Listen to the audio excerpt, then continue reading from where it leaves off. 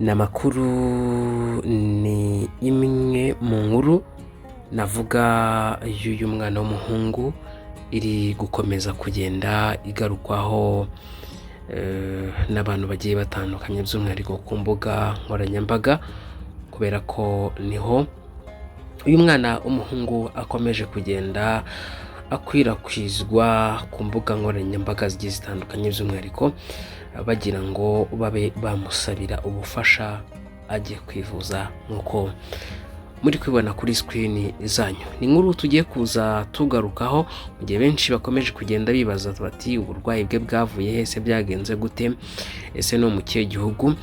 Hanyuma niba ari ubwa mbere ugeze ahangaha, nta kindi mwisabira no kureba mu ijambo subscribe, nurangiza ufungure n'inzogera kugira ngo n'ubundi tujye dukomeza kugenda tubana mu nkuru n'amakuru tugenda tubagezaho munsi kundi. Ariko hagati aho ngaho bifurije umwaka mushya muhire 2026. Uwiteka azabaremera amashimwe mu bice byose muherereyemo.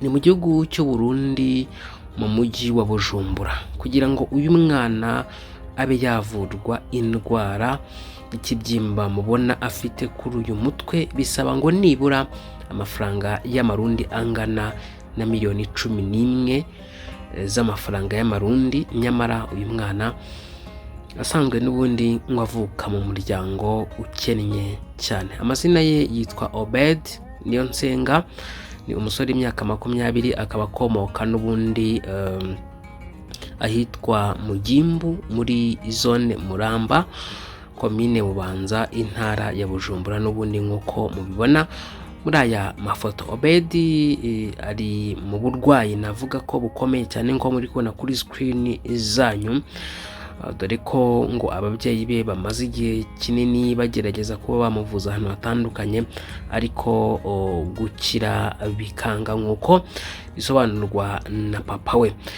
Se w'umwana rero avuga ko iyi ndwara yatangiye igihe Obed yakinaga n'abandi bana ku ishuri umupira, nyuma baza guhurirana cyangwa se bakagongana mu gahanga. Nyuma yaho rero nibwo yaje kurwara, baramuvuza bakeka ko nyine ari indwara isanzwe, ariko ngo ntiyigeze akira, ahubwo ikibyimba cyarakomeje kigenda cyiyongera umunsi ku wundi.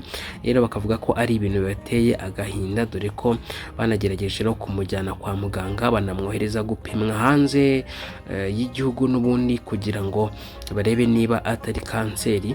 Gusa amahirwe bavuga ko basanze atari kanseri, nibwo rero ngo bahise bamwohereza kwivuriza ku bitaro n'ubundi bya Tanganyika ngani mu gihugu cy'u Burundi mu mujyi wa Bujumbura n'ubundi, aho ngo rero kugeza kuri ngo basabwa byibura amafaranga miliyoni 11 z'amafaranga y'amarundi. Ngayo nguko rero tubane mu biganiro byacu biri imbere.